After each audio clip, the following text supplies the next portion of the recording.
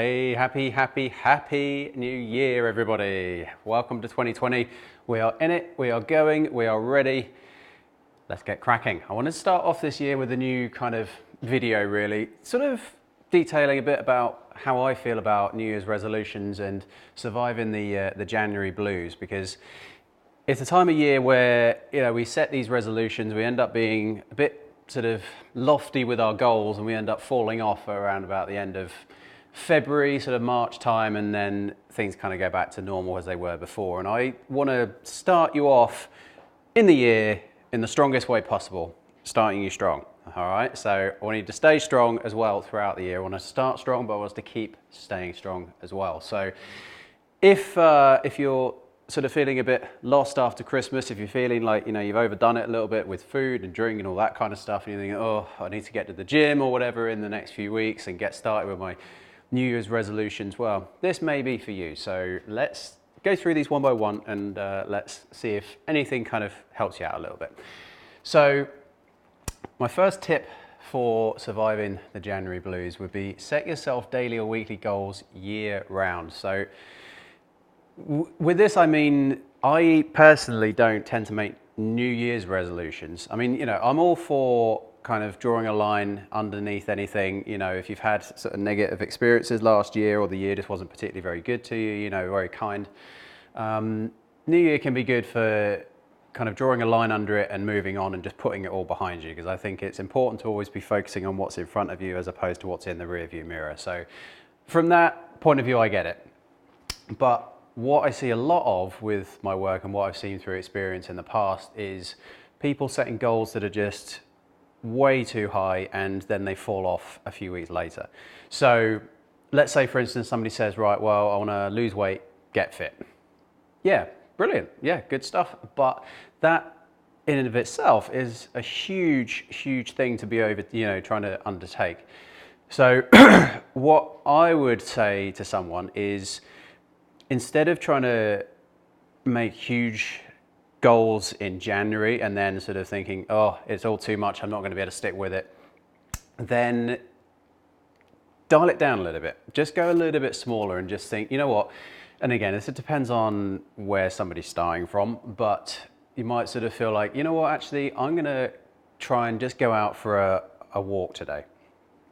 Or it may be something really simple, not even fitness related, just to get you into the sort of the routine of setting yourself goals and having something to achieve and feeling the accomplishment, feeling good about having achieved something. It may be something simple like just getting up out of bed in the morning and making your bed before you do anything else. Nice thing about that one is you completed your goal within 5 minutes of waking up. But the point I'm trying to get across here is to do things in a small sort of bite-sized fashion, but do it year round as well. It shouldn't be a case of, you make all these resolutions once a year, and then if you fall off, then that's it, it's done for the remainder of the year. I'm always setting myself tasks or goals to achieve on a certain day or a certain week or whatever. It doesn't have to be every single day. But having goals that you set yourself throughout the year, and especially, if you get the chance, write them down as well. Write down what you've achieved, because I bet you by the end of, 6 months or 12 months, you'll look back at that and think, wow, actually, I've achieved an awful lot. A lot more than you would have achieved just by setting one or two vague goals and then falling away from it.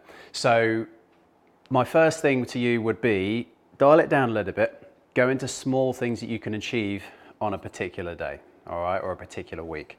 Start off with that, and then that will be a big game changer for you in terms of throughout the year as well. Don't just stop and just give up on it.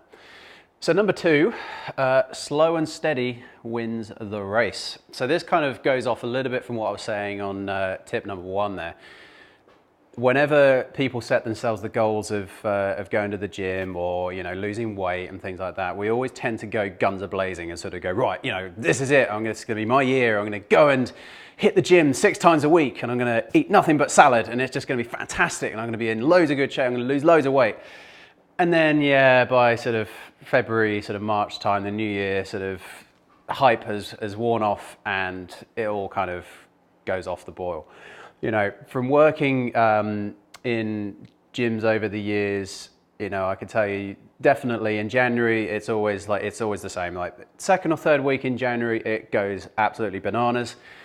By sort of, late February, March, it's all kind of back to normal. And I would say from the people that join up in January, there's probably roughly like a 65% drop off from all the people that signed up. So my thing with anything really, whether it be fitness or whether it be nutrition or anything to do with work or learning things, personally, I've always found slow and steady is a much better way to go about it.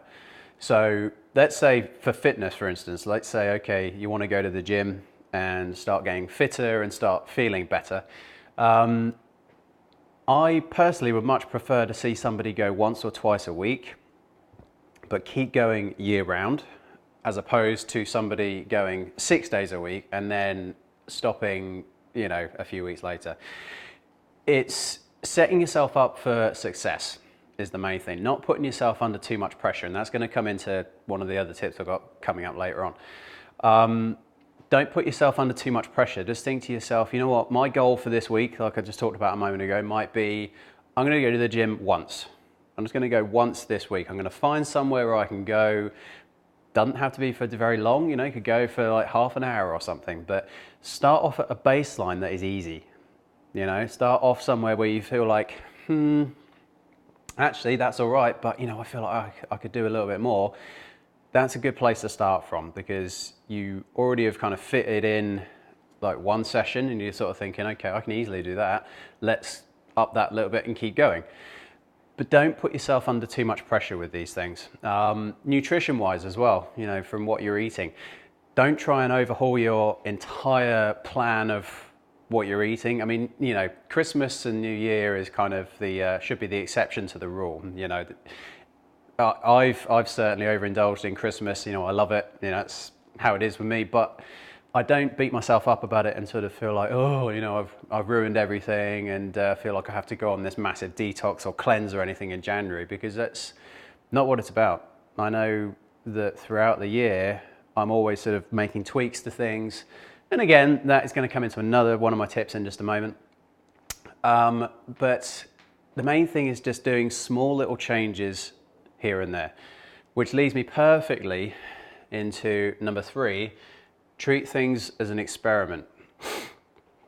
Now, for me, again, some of this may not be applicable to you, but I'm just sort of explaining what has helped me over the years and gotten me into a position where I feel like, you know, I can make progress and I'm improving all the time.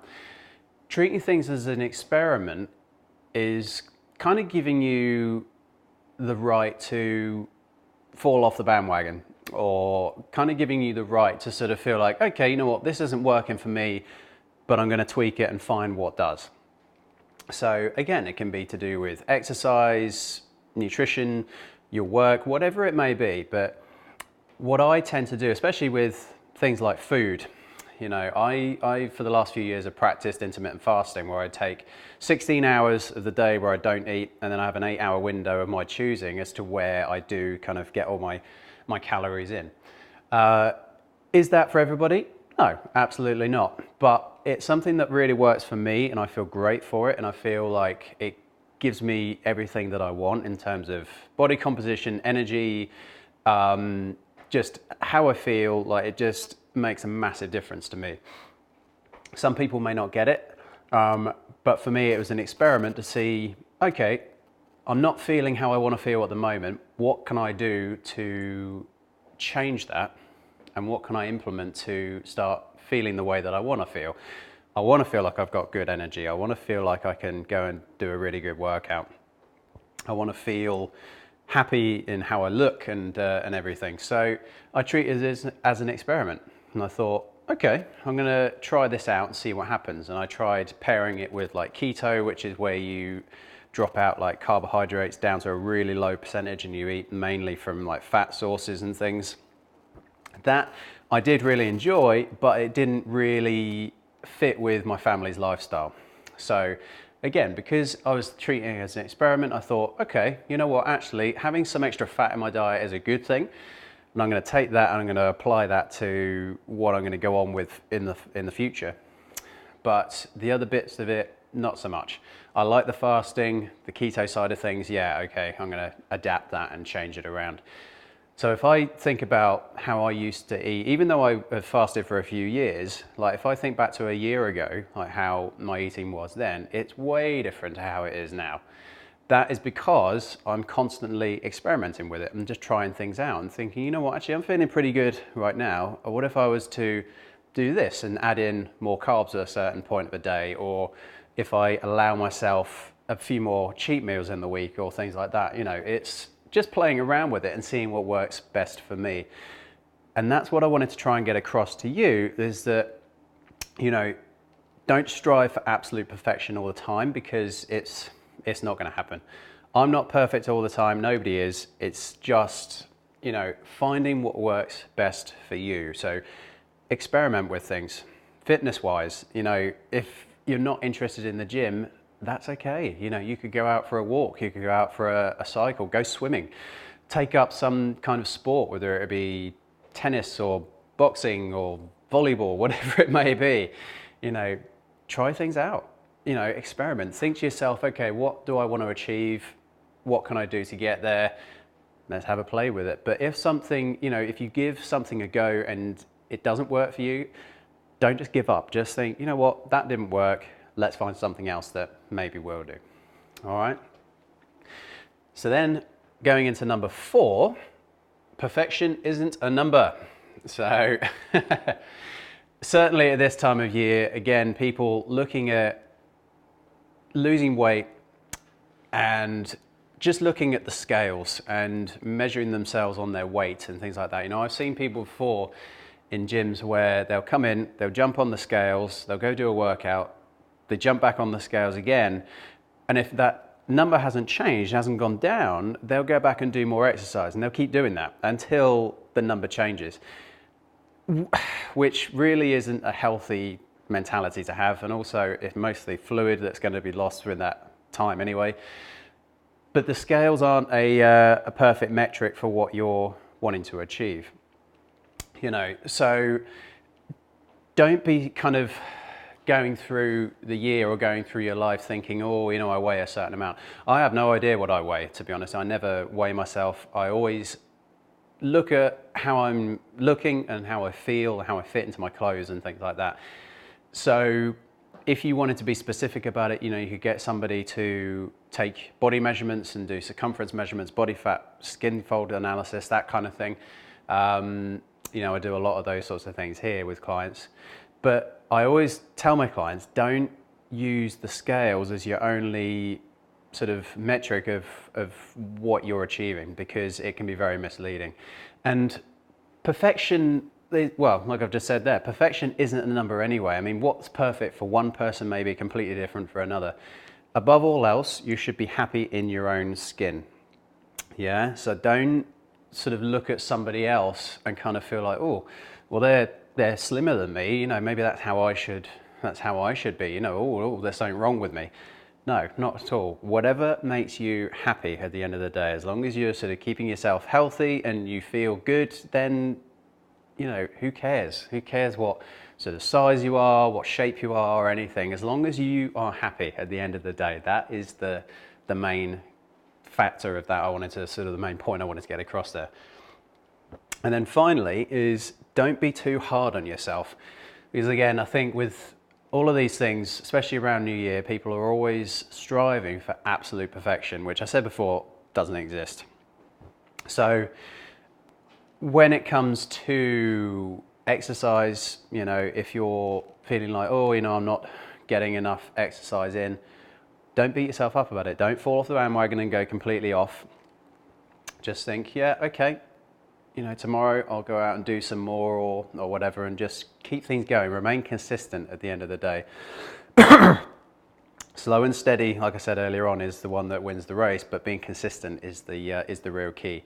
So don't beat yourself up about it if you're not able to keep up with the exercise on a particular week or whatever. Just get back into it. Same thing with nutrition.